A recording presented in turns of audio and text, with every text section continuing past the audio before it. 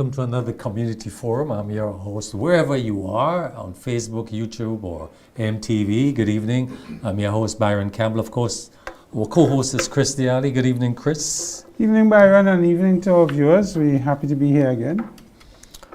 Chris and I, well, not you, I'm talking to, but yes, Chris, I want to, on behalf of myself, Chris, and our staff here at MTV, to express our deepest sympathy, condolences to you on the passing of your mother. It's a difficult time, and yes, we do wish you. She did a good innings. She died at 90, so that, I mean, 90 is a good time. Well. Yeah. So be strong, Chris. Yeah. Manage that. Thank you. What's in the news, Chris? Olympics. Chris, historic moment for the OECS. I want to say the Windward Islands, not just us. We have Julian Alfred, Juju, gold and silver, fastest woman in the world, and then coming second in the 200. Then we have Tia, is she named? Lafond, gold in the women triple jump. That's Dominican. Mm-hmm. We have Lyndon Victor, of course, our own. Bronze in the men decathlon. And for me, this is one of the most difficult events.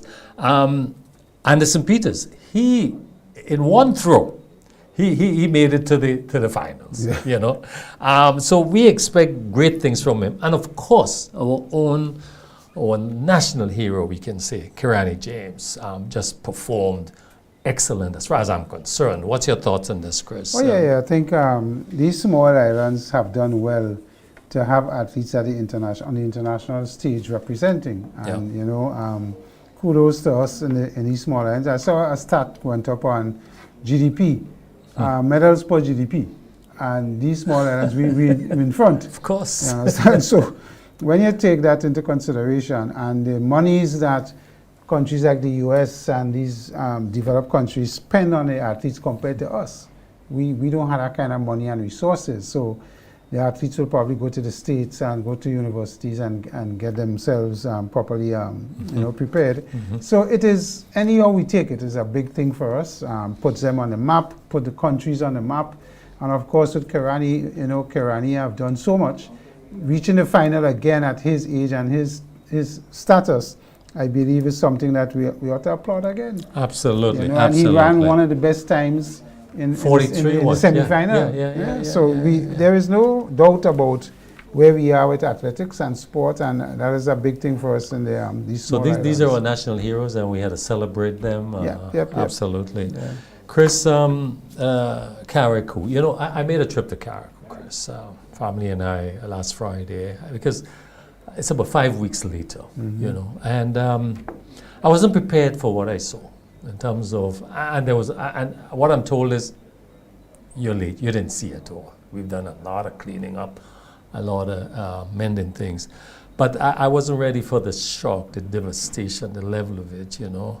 But what I was impressed about was the mentality of the people, you know. They expressed hope, they expressed the desire to go forward, to do it better, you know. There were soup kitchens, you know, people were using them and having their meals in different parts of the island, you know.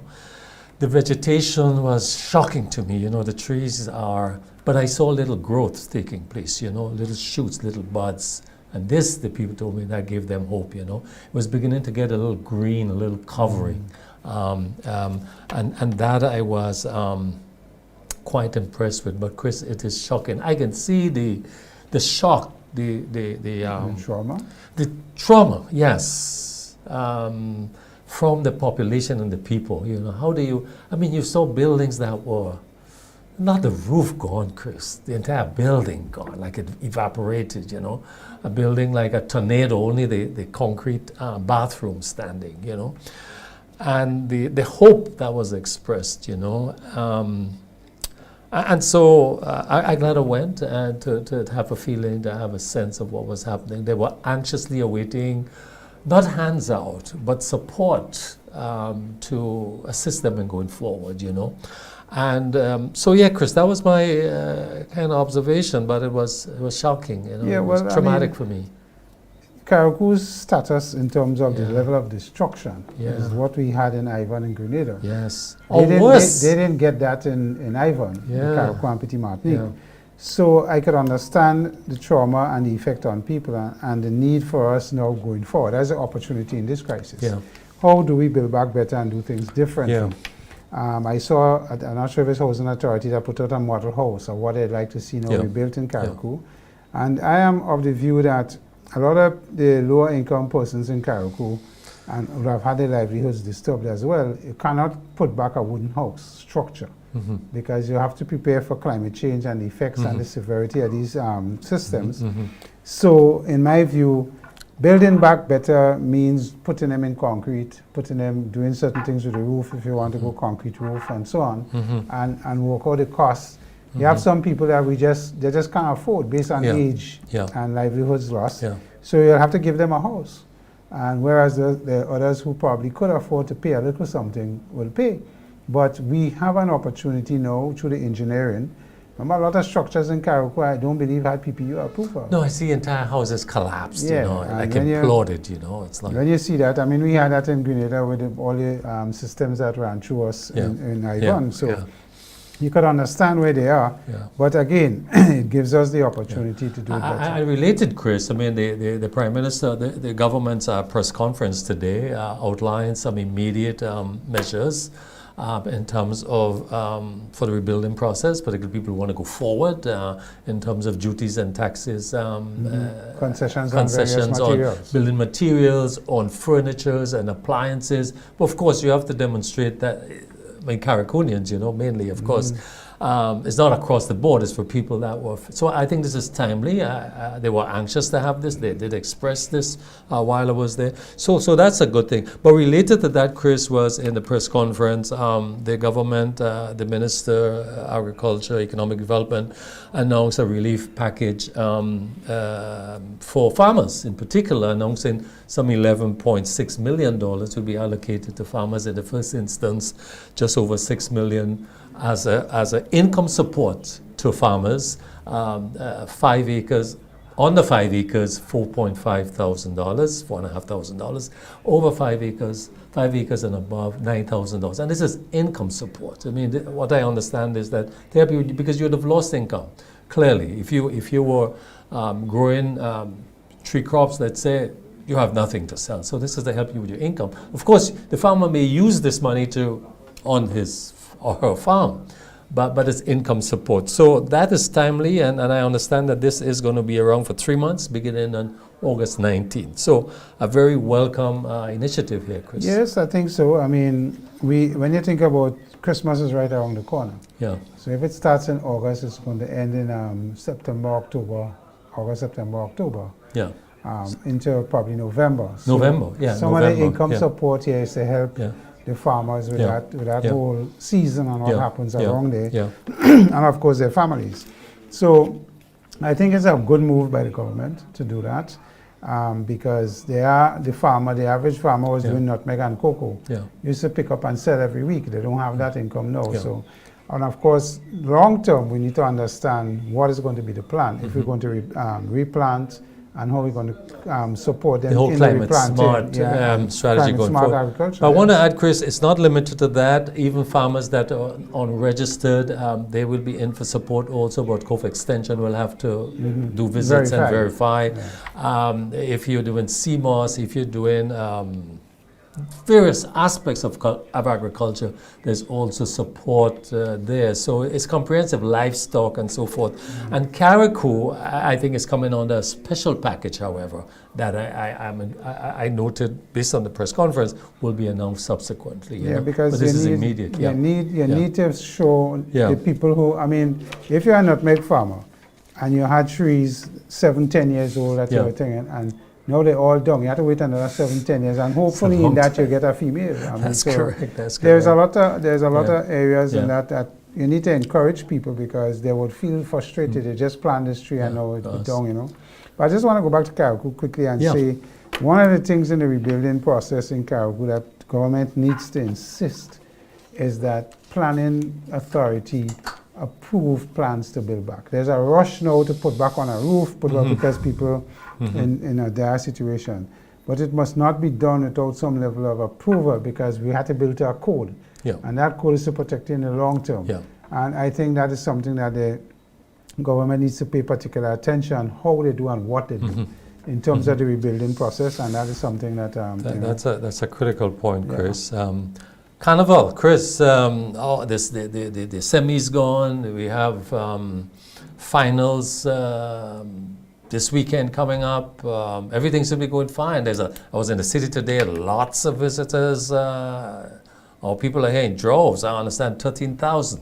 We still had 2 flights at JetBlue that didn't come because seriously? of what's going on in the U.S. with this storm they had up there. Okay, in the Florida area. Flights, yes. So they probably will come later. I think so far Cecil Noel and his team is doing a good job. I mean, we have Queen Show coming up. I think it's Thursday, and then Friday is another one. Saturday's Pan.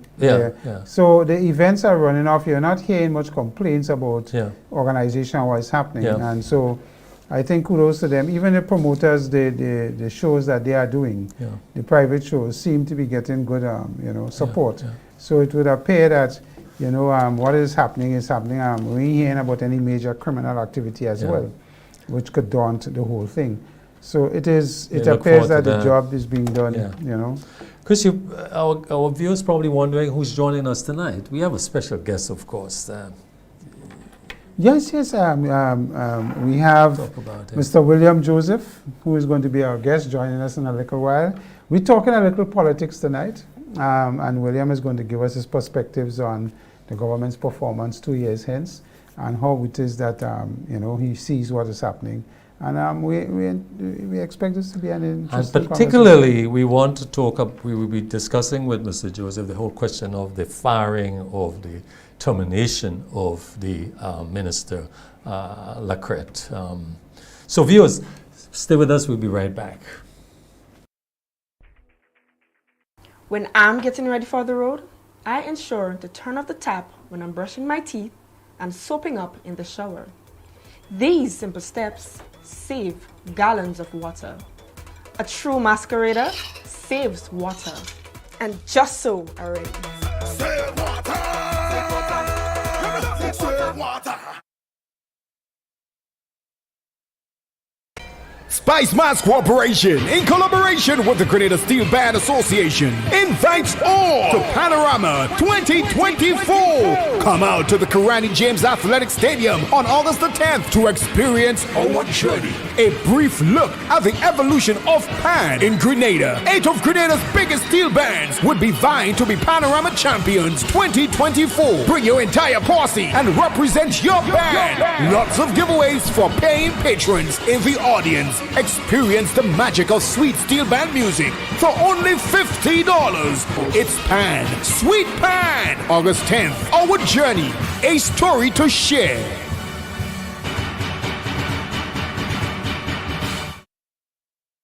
For Spice Mass 2024. Play Monday Night Mass with Wagity and Mega Force Promotions. This year we're playing Is Our Vibes. Packages include fluorescent pink t-shirts and tank tops, LED diamond wand, lighted bottles, lighted bracelets, LED glow hats, plus free drinks for only $130.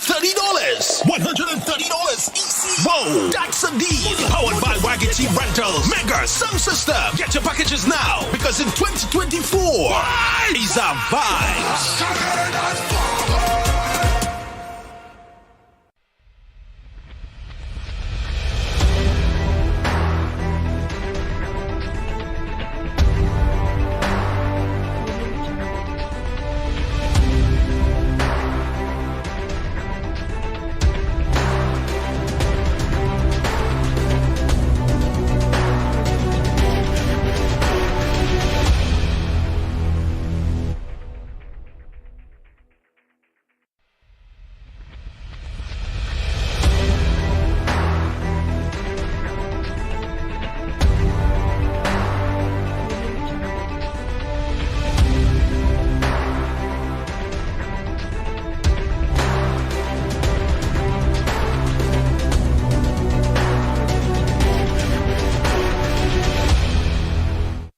Welcome back, viewers. This is Community Forum. As we indicated a little while ago, we have Mr. William B. Joseph. I won't ask what the B is for, but with us. William have been with us prior at, what was it, about a year now, William? Yes. Came on one of our early programs. So he's here this evening, viewers, to talk to us. He's an author, public policy analyst, management practitioner, political and social commentator. We probably will take the last part of the thing this evening and talk a little about the politics and what is happening.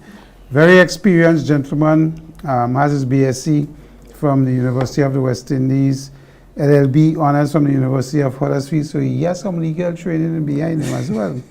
Served on many, many boards. I wouldn't go through all of these things. And has a distinguished career as a permanent secretary in the public service, including being in PS in 5 ministries, including foreign affairs. So William, welcome to the Thank you so much. Community Forum. Thanks for your very generous welcome and introduction. Byron would not have been as kind to me. Probably not. So let's start off with, I want you to give us some context from your perspective on how you have seen the National Democratic Congress, the party in government now, performance in the last 2 years plus. Yeah. This is it's an important issue. The performance of every government is a matter of public interest, and especially when the country has a new and young government. Anxiety levels here and there would be up, interest and curiosity would be up, and so on. So it's a whole testing period in establishing the credentials for government. It is one thing to win elections, it's another thing to actually govern the country. So they started off with that clean slate. The cohort, the NDC cohort at this time, at the time of the elections, was not, did not include people who had served in previous NDC administrations, by and large. So really one was talking about some virgin people. Is that a correct term to use in this context? You may use this. Yes, thank you. Yeah, so when we, what do we look at when we have a government in office? One of the principal things in my view is that we look for stability. Is there stability? Political or economic? Both. Because you haven't raised the economic. In this context, we look to see how the economy, what happens with the economy, whether the private sector especially is showing confidence in the policies that the government has put in place. And then alongside that, this whole question of the status of the public finances, which tie back, of course, to the fiscal regime. So how is the government doing in terms of the collection of revenues across the various heads, and how are they doing with the question of expenditure to include managing or financing the public debt? So these things we look at. Then we look at what's happening with the programs, social and economic programs that would have been promised to citizens in the campaign.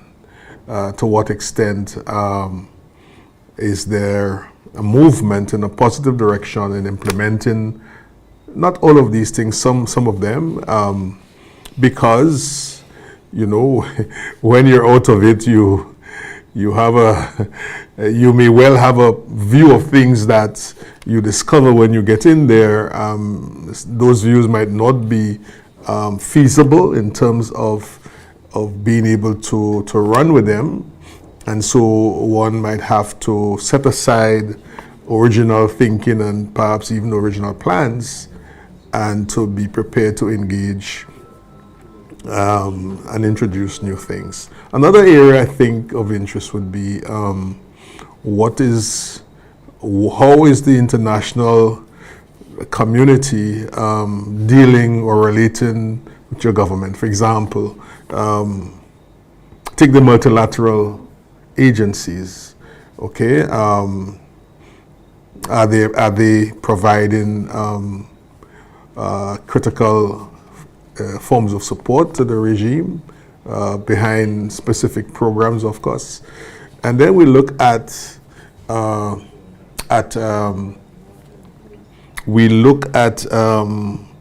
your principal bilateral partners. In this case, there are not many at this time. Perhaps the principal one would be the People's Republic of China. What's going on there in their relationship? The flow of assistance from that source. In the past, we used to have the British and the Canadians, the Americans, and so on. To put it broadly now, I think you have the China and you have the European Union that as your principal sources of multilateral support. I want to interject and take you here with it in terms of when this government came into power. They were young. When you look at the cabinet, pretty young males and females, women and men here. And there was this fear that the government will do radical changes and so on. Of course, that didn't happen. They kept a lot of the former government programs in place. And you speak about economic. I think I have always said that I think they have done well because the confidence level in the average man on the street as well as business has been maintained or probably improved. You could argue that as well. So I think our young Prime Minister with zero experience in public life has done it well. And as you talk about multilateral and so on, he has managed that well as well. However, people may say, the issue of politically and otherwise, when there are press conferences, the Prime Minister tend to be in every one with his ministers. In other words, is there an issue that he believes that they're not, I don't want to use well qualified, but experienced enough to go there and articulate government's policy and positions with him not being there? You see that every time. You hardly see a minister go out there on their own and articulate on behalf of the government or his or her ministry. Well, curiously, today the press conference was not hosted, they're not involved on the hosting side, the Prime Minister. You had two other ministers. But I take your point, and I've heard the observation from other quarters. I don't know what is what might be his specific reasons for doing that, but I would be generous perhaps and say that at the stage and so on, he needed to demonstrate that he was handling things, that he was on top of things, because there's nothing better than a confident Prime Minister for citizens. I'm not talking about notions of maximum leader, the great leader and the dear leader. I'm not talking about that. I'm talking about the relationship between government and people, and in that critical relationship, the posture, the outlook, the communication coming and flowing from the Prime Minister to citizens is often very, very, very critical.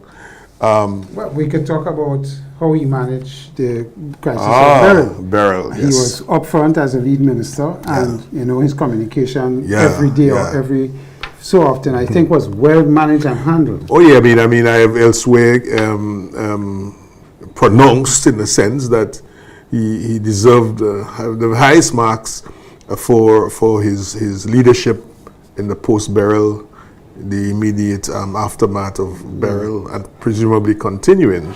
And it's the kind of thing that people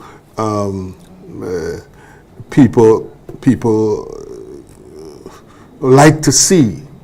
Well, we had a guy from out of Canada who does statistics who came onto the program and said that 85% favorable opinion Yes. of the manner in which he handled the I crisis read that. prior and after. Yes. And it continues. So Yes. I think, again, I say that to say that I Yeah. believe this young group of men and women are doing an excellent job so far.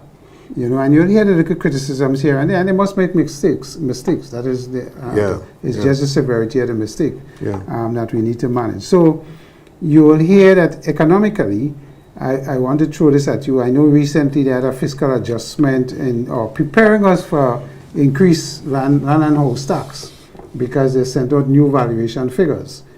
They have not adjusted the rate, but what we know is that the values of properties have gone up, both private and commercial. So the issue here is what may be the fallout of that, because you hear comments about this government is spending a lot, and they need to look at the revenue intake and so on to make sure their budget can be balanced and not head into a deficit budget. And you hear people talking about the travel as well. A lot of traveling is happening. Yeah. Well, you know, in the period in which we live, the hierarchy of the regime cannot undertake its resource mobilization responsibility. In other words, attracting money and investment into Grenada without traveling. You have to go. You have to go out there. So, you know, I hear it, I've heard of it, in the form of a criticism, really, the spending on traveling and so on. But I see some of the traveling more as investments. You know, you must do that in order to get something and to attract resources to Grenada. I go with that. And we're in a period now, especially post-burial, where significant adjustments must take place in the on the economic front. So, and for a long time, there's been this threat. I'm not talking about a violent threat of you know, raising taxes on properties and so on based on market value or near market values. So I think the specialists in the field are going to have to weigh these things very carefully, because at the end of the day, householders, especially when you come to property taxes, householders are people who are paying mortgages by and large. They have children to maintain, and all kinds of other bills to pay. So, in addition to which, of course, they typically would have vehicles, so there are other taxes that they're called upon to pay. But I think it's fair to look at property taxes, but to do so in a manner that would be reasonable in terms of a demand on property holders. Reasonable. Because a lot of us don't use our properties, especially our houses, for commercial purposes. So yeah, we don't generate any income from it. So and then some of us have mortgages that last a very long time. Willie, can I call you Willie? You. So I hear your analysis. Your assessment of the government. You talk about stability and relationships. But if you look at it from the point of view of that family in Victoria who depend on the Bushing program, and for 2 years they had nothing to do, there was none offered to them that 2 years. That's one aspect. How do you take that perspective? But also, Willie, what we've seen in the 2 years is, of course, a continuation mainly of projects that were residue left over from the last administration. I must give the present government kudos for carrying them on. But their main agenda has to be with the transformative agenda. And you're aware of this because you, Brother Willie, I call you Brother Willie, put a handle to it. You yourself has come in because what we've seen is a symposium and followed by some funds allocated, I think 2 point something million at the CDB, Credit Development Bank. But you have asked, in fact, you've made the point, William, that for this to hold, there need to be a blueprint, there need to be a document, there need to be a strategy that you have not seen. And this is fundamental to the government's agenda. So if you're going to evaluate them, that has to come on the table, William. Excuse me. But of course, and if you follow my utterances, you would know that I, in fact, I flagged that.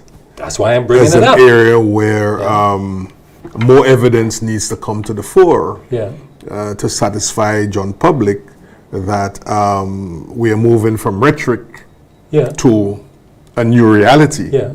Okay? But let's start with the tactical point you raised. You cautioned me about languaging tonight, and I accept that. Let's start with let's start with the issue of the debushing. Yes. You know, and it's a sore point for poor Grenadians, and it must be a concern for all other Grenadians. You know, because we live in the one society, and if we have disgruntled and unhappy citizens and so on who could disrupt us in other ways, because they are lacking in basic provision, then we have a problems on our hands. The debushing thing has been not well handled by previous regimes, in my view. I think that it has been too partisan and sometimes almost without a conscience. So we've had that problem. So we're looking after our own. And if you are a regime and your brand is that you are a provider brand, and you say you put alongside that a tagline about the poor and vulnerable, and that's where your bread is, your main course is there, then it seems to me that you're going to say, okay, my people, this is where I'm getting my 3 meals. I'm going to look after my people. So that's not unreasonable, except that there are other citizens at the same level. Who are not politically influenced. And who are not, So I think, and I advocated this some years ago, that perhaps a formula backed by a protocol between the two parties might help in this case. So how do we treat and provide for poor Grenadians when regimes change? How do we do that? Should be agreement, because in my view, we ought not to be, they're already under significant pressure. And then when we pile political interests and so on top of that, we put more on top the thing. So perhaps a protocol between the parties. It says, for example, so hold on a minute, let me ask you something. Apart from the creative industry that the government have launched into, and you could say probably it's transformative, has never been there, have you seen any projects that you could class as transformative since taking office? It's hard to find. So you have to use this criteria in your assessment and evaluation, really. You have to, because this is fundamentally their pronouncement. This is their tagline. I don't have a problem. In fact, it's not something that I have to concede. It is something that I have voiced on myself over and over. So, and as you say, you see. The world, you've asked for it. The world is a small place. Right? We don't have to invent every wheel that is important to turn things in Grenada. There are many countries, many of whom are in Africa. The president of Ghana was here just the other day. And he is one of the foremost guys on this transformational agenda in his own country. Right? Paul Kagame. He was here for the 50th anniversary. Yes, in Rwanda. One of the other leaders in that field. And if the guys have documented, you go online and you get it. the transformation strategies and so on. So I have called on the regime here to blueprint this thing, set it out. It won't be a perfect thing, but it would give us the fore of what it is that you're seeking to achieve. And then I have argued, and I will always argue, that if we focus on the transformation of sectors without focusing on the transformation of self and society, we're not going to get very far. Really, I want to move on. Here's the thing, because looking at the time thing. Last week, the Prime Minister fired, dismissed, terminated, ended the... Why are you so dramatic? Because I don't want to use the word recalled. You see, that's why, I don't know what recall is. Because that was the official language, you know. It's all right. Minister Lacrette, you know. He said, look, he lost trust and confidence in the minister. Rumors have it that he dismissed him. This happened in the cabinet room. Dismissed him. But I want to look at the question. Trust emphasizes reliability, integrity, and most important, honesty. Really, trust, and he lost that. No, so what's coming up here is dishonesty and other things. Confidence emphasizes one's own ability, qualities, judgments. These are fundamentals. And he ended by saying, well, you know, he's still a member of our party. He's still active in the party. It makes no sense to me. Well, really. Well, please, but I want to raise the issue here of ethics in the method of termination, really. Well, I don't know about ethics in the method of termination. Or the right of the public to know. Oh, well, and the implications for the government. Wait, would you take me slowly on this? I need to. Yes. I need to take it part by part. Right. Yeah. Chris is an employer, and he knows that. And you've been an employer yourself. Yeah. Every employer has a right. It's one of the sacred rights of the common law privilege of terminating employment on the basis of loss of trust and confidence. Right? It's not written in your contract, but it's there. It's an implied term. So it's always there for everything. And the ministers are employed at the pleasure of the Prime Minister. Absolutely. Listen, when they get these appointments, the Prime Minister does not have to justify it to anybody. He just announces. He sits where he sits and he decides who he's going to put where, and people are happy to receive their instruments of appointments. They go out and they begin to function as ministers.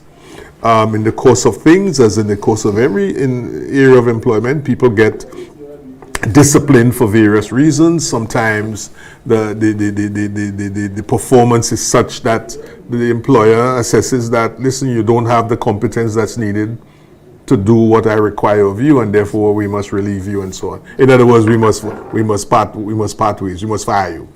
All right. So similarly, in the case of the employment, rarely. Let me interrupt you. Rarely is this a public statement. You might get a letter and it's yours and it's private, but who goes on public? No, because the office is public. Okay. Remember. No. They were on screen.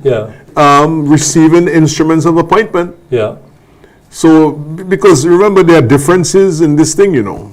The employment of a man in a private thing is one thing. Are there precedents to this? But the employment of a minister is a very public thing. Are there precedents to this? Well, I mean, governments prime ministers have fired all kinds of people over the years. You never hear a public statement about I've lost trust and confidence in you, and I'm putting you out of my cabinet room. Listen. This is bad. This is not good. Well, what are the implications to the government here? Listen. The firing of a minister is political action. Yeah. It's political action. Yeah. It is. The hiring is also political action. Yeah. You're taking political action against a public figure in the public domain, and therefore it will attract public interest. Okay? The Prime Minister reserves the right. That's a political action, really? Let me quote you, Willie. Yeah. You said regarding the cabinet, it's for policy making and administration of public affairs and not political strategizing.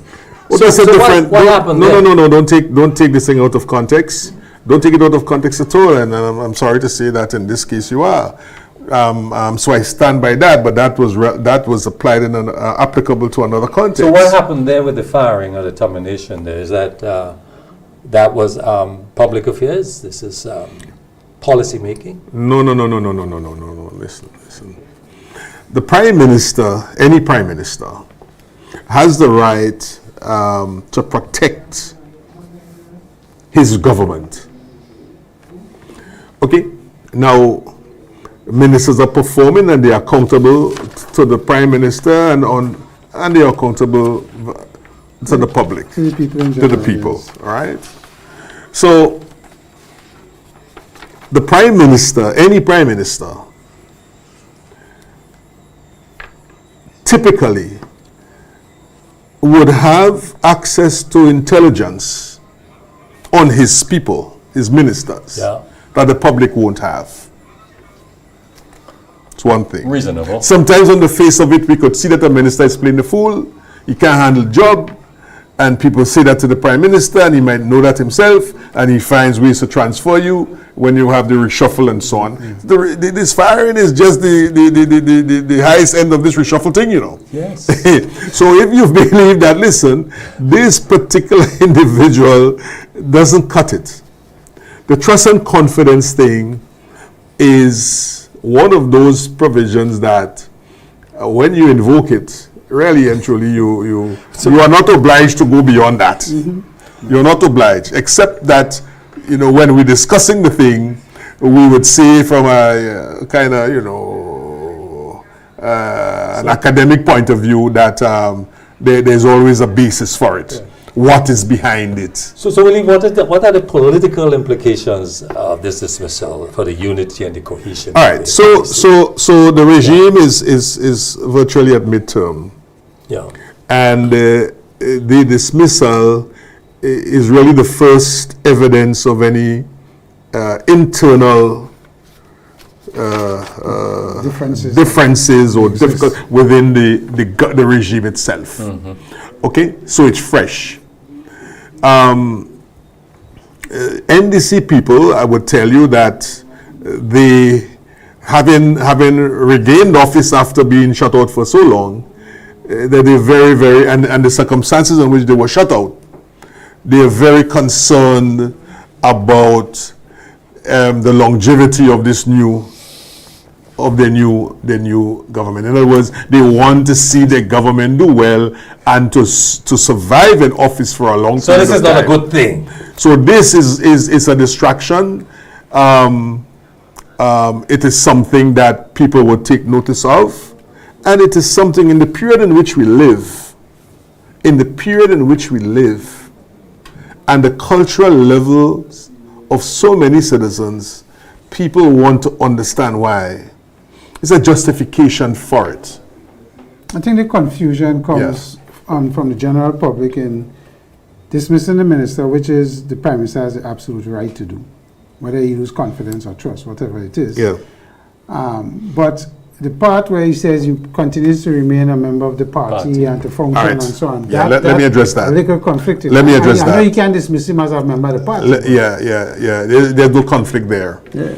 Because the two streams are different. Correct. If a man is a party man, and in the context of that membership of a party, there are particular rules that apply to him. In other words, discipline if you find that as a party member, you subject him to that. So there is that. The aspect of the comments made at the press conference that did not add up to me was not that he continues a member of the party, but being caretaker. That's the part. Because at the constituency level, a caretaker who does not have the confidence of his political leader can't survive. Clearly. Because you question his honesty, his integrity. You see, Not necessarily honesty. Not necessarily honesty. Trust implies You see, that. not necessarily honesty. But trust implies that. But integrity. you may say that's from a definitional point of view. Yeah. But not all the elements that you find. We don't know. We can say. Hold on. Not Yeah. all the elements you find in a definition might be applicable to a particular case. But he In wasn't other words, specific. The Prime Minister was not That's specific. right. So we have to include all. Well, you We have don't know. You include those that you think that you, in your judgment, are reasonable. Right? I don't know from what I've heard No. that dishonesty is an element in the thing. I don't know. Trust implies that. It may or may not. It depends on But we the don't material know. fact. He did So, not say. therefore He was we not can't pronounce. explicit. Yeah.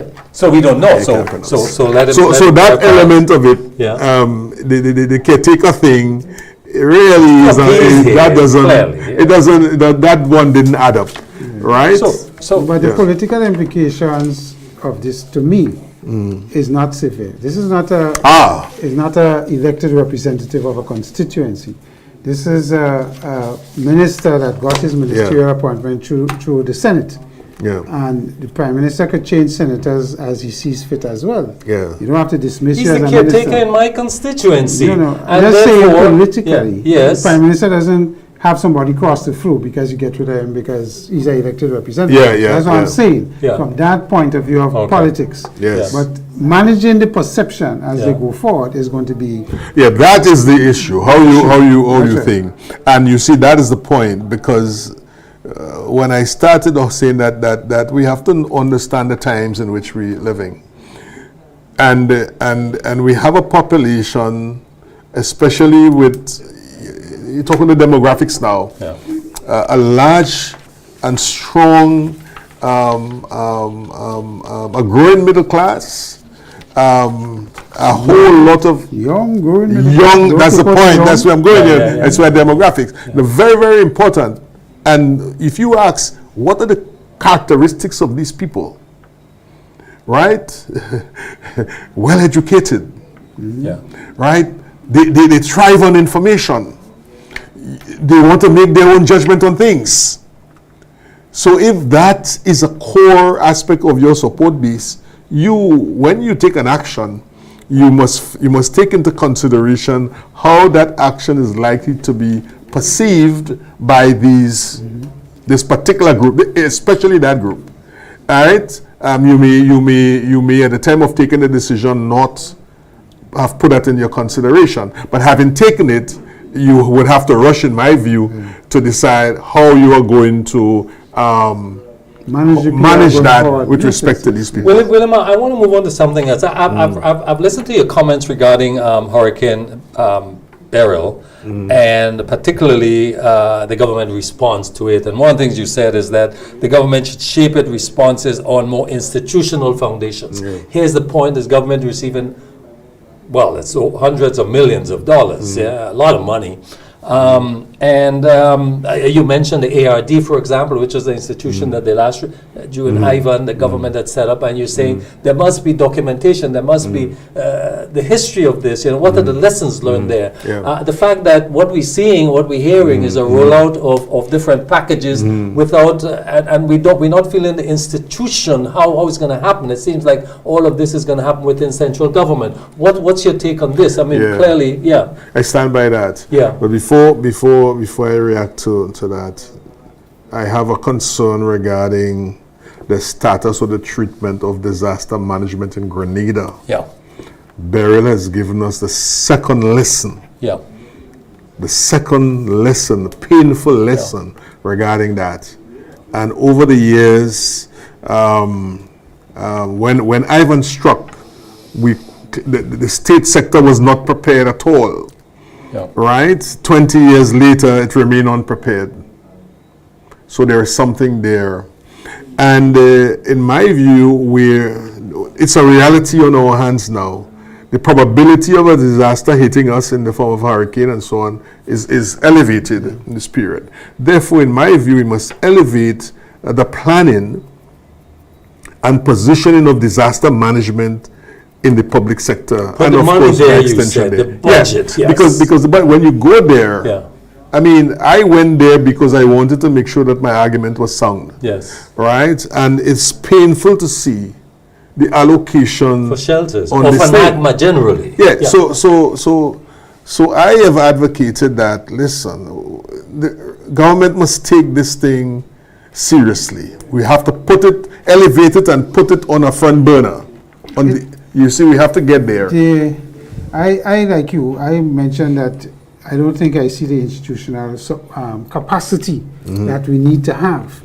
Because when a system strikes and it results in disastrous damage and so on, the issue is with all these monies coming in, how do we effectively make it available for the areas that are prioritized? And we don't have the capacity. That's why ARD was set up. Yes. We have to bring in capacity. Yeah. And I find the reaction to this, and I'm supporting what you're saying, has been slow in that sense. And then you will get the perception of people saying all this money coming in, where it is going. So could we hold this point? We're going to take a short break. Yeah, viewers, stay with us. We're going to be right back. Yeah.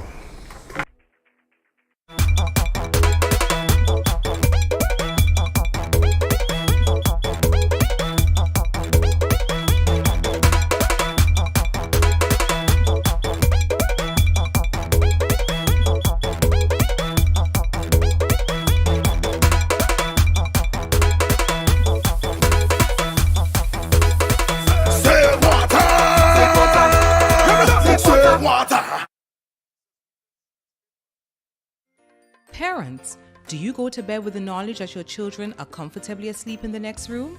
Or are they allowed to attend every FET advertised? You are responsible for the safety and well-being of your children, and it is your responsibility to know their whereabouts. Children should not be at adult events. Please guide your children, engage them in age-appropriate activities. Let us be spicy parents for this carnival season and beyond. S. Speak to your children about positive behavior. P. Pay attention to them at all times. I. Inspire good behavior in your children by also displaying good behavior. C. Check with your children. Always know their whereabouts. Y. You are responsible for your children. Maintain control to keep them safe. This is a message from the National Parenting Program, Ministry of Social and Community Development, Housing and Gender Affairs. Spice Mass Corporation, in collaboration with the Grenada Steel Band Association, invites all to Panorama 2024. Come out to the Karani James Athletic Stadium on August the 10th to experience our journey. A brief look at the evolution of Pan in Grenada. 8 of Grenada's biggest steel bands would be vying to be Panorama Champions 2024. Bring your entire posse and represent your band. Lots of giveaways for paying patrons in the audience. Experience the magic of sweet steel band music for only $50. It's Pan, Sweet Pan, August 10th. Our journey, a story to share.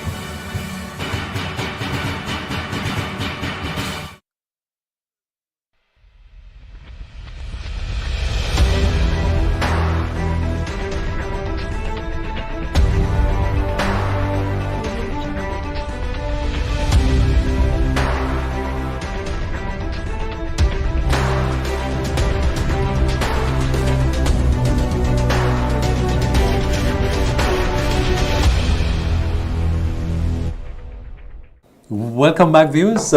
Community Forum, and we're here with William Joseph, politicking a bit. William, in our democracy, we have a government and we have an opposition, of course. So the opposition in this instance is the New National Party, yes. One of the issues, of course, has been for lots of people, it's been the absence of adhering to the constitution of the party, which calls for the holding of convention annually. It's over 2 years, I think, going on 3 years since this has happened. So there's the leadership issues. We have this. What's your general take on the effectiveness from an opposition point of view in terms of articulating alternate policy or presence and the PR, public relations generally? What's your sense of the party's strengths and presence in this present context? I don't know that there is clarity in my mind on the question that you pose. All right, let me begin. So I'm going to be very patchy in this response. I think political parties present themselves as democratic, certainly in the democracy, Yeah. and we tend to see them as agents of democracy and so on. But political parties are hardly democratic in terms of their internal operations. Hardly democratic. That goes for all of them, Okay. right? In Grenada, outside of Grenada, there is the Bunch classic of democracy. democracy Leaders are ultimately that you're talking, all kinds of things happen there It's a facade. for all kinds Yeah. of reasons. All the political parties, that's Yeah. the way it is. Okay. So you have an official opposition and you have a political party that essentially owns this opposition. So the NDC party, for example, owns the NDC government. I'm putting it crudely. Yeah. So similarly, the NNP owns the opposition at this time. Yeah. So they've been wrestling in the period after the elections with this question of leader, and they need to bring an answer to that makes sense, not just to themselves, but to their supporters and then to the wider society, the electorate whom they hope to attract in supporting their cause. So they must read the thing, in my view, carefully. If you say, and there is something to be said for the assessment of the current leader, and not just in terms of age, but other factors. And you do the balance sheet thing, and you'd find that he's had tremendous assets and equally liabilities of various kinds on the other side. So that is one thing. So going forward, this question of succession in the NNP, okay. In my view, it must first respond to the new realities of the Grenadian society. One of the things that concern me is the question of the viability of the NNP brand, that old brand that we've known. Mm-hmm. In other words, can you, in the period in which we live, and the state of several things among the different demographics and so on, plant yourself in this poor and vulnerable field? Or is there a need for you now to say, okay, that has run its course. We need some degree of rebranding to take place in order for us to be attractive to. So that's one thing, rebranding. The question of a successor leader is another thing. What do we do? Do we play the hand of somebody who's been in the politics for 30 years and is on the verge of being 70? Or do we say, well, let's learn from the NDC? Do you realize that the NDC took this leap of whatever you might call it, with a gentleman who was not known in the politics and who was accepted by the electorate after a period of about 6 or 7 months? Mm-hmm. We're the same people. If it worked for the NDC, it could work for the NNP, in my view. Yeah. So there ought not to be any timidity, in my view, on the part of the new National Party in reaching into that more youthful, find a leader, male or female. Mm-hmm. And trust me, you're a dramatic fellow in many respects. I like the drama too. I would love to see a healthy contest between two young, brilliant minds. The NDC has its man, the Prime Minister. Yeah. I want to see a match on the other side. I think the society would be better for it. Of course. Yeah. Let us get the thing. But do you believe that the malaise on the NNP side in making changes, whether it's succession or the leadership or otherwise, do you believe that will hurt the party more than assist? But of course, because what message it sends to the citizens, stroke electorate, is that you're not ready to meet the test of the times. Yeah. I mean, And if you are the struggling, longer they take, yeah, the elections is the next 2.5 years, you could say, approximately. You need to get somebody that people could, associate a wrong, familiarize themselves with a wrong, oh yes, and build the trust and confidence in that leader. absolutely Or is whoever. what the critical thing about leadership. And there is the other side to the NNP thing, Woody. When you look at constituencies on the constituency level and who you're going to attract to the party to contest, they have a lot of changes to make as well. Yeah. Because a lot of their members have retired and have expressed that they're not coming back. Yeah. So it even becomes more critical from that level. I agree entirely, and that's one of the reasons why I say you begin with a rebrand. Because you might well, if you rebrand in a very sensitive and sensible manner, you are likely to attract people into that fold now who is poor and vulnerable thing, that's not progressive. It's telling me that we're celebrating poverty and so on, and we're using poor people. We need to rise above that now in 2024, 50 years after we became independent. So I think a lot has to be said about the outlook and the importance of quality leadership. Timing is critical. Yeah. Timing is critical. So I believe that is part of the challenge the opposition party will have as well. Yeah, and to add to one of the points you just made, I have plugged this thing about the difference between the presumption of leadership and the preparation for leadership. Right? So you're the NNP in this period. Prepare your leaders. You have the time on your hand right now. Get your leader in place and prepare. Listen, the British had elections 2 weeks ago or so. The Prime Minister composes his cabinet and he presents them to the British public. And I heard this man say to the British public that you see us here as cabinet, we are prepared for government. We are prepared for government. And he could say that because there are institutional arrangements behind the political party, right? You do not take this question of governing your country lightly. So we must prepare our leaders, right? So that when the opportunity lands in their hands, we the citizens have a degree of confidence that they know what they're about. And to just add to that, in the past, when you had opposition, you had shadow ministers in the opposition that you were preparing, who would be probably a Minister of Finance, Agriculture, and so on and so on. Yes. You're not hearing a structure. I'm not saying it don't exist right now within the NNP, but you're not hearing that because when the current government probably needs to be, taken to task on certain things and policies they're implementing. Normally you'd have that quasi on the other side. Yes, yeah, and you're not having it now, right? Because they're in a period of, you won't use a big old stupid word, they're in a period where they unsettle themselves.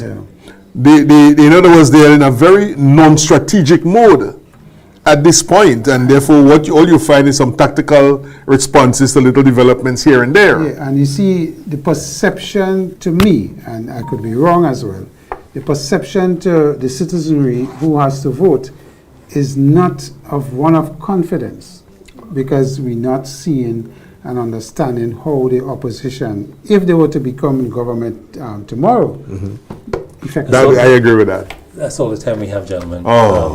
We have to end now, unfortunately. Thank you, Willie. Appreciate it. My pleasure. We will invite him back to continue this I thank you. Political conversation. Chris, I thank you so much. Viewers, I want to thank you for being with us tonight. I want to tell you that we'll be off next week. It's holidays, it's Carnival, Ash Wednesday, it's rest day for us. So we'll see you on the 21st of August. I want to thank the technical crew, and we'll see you.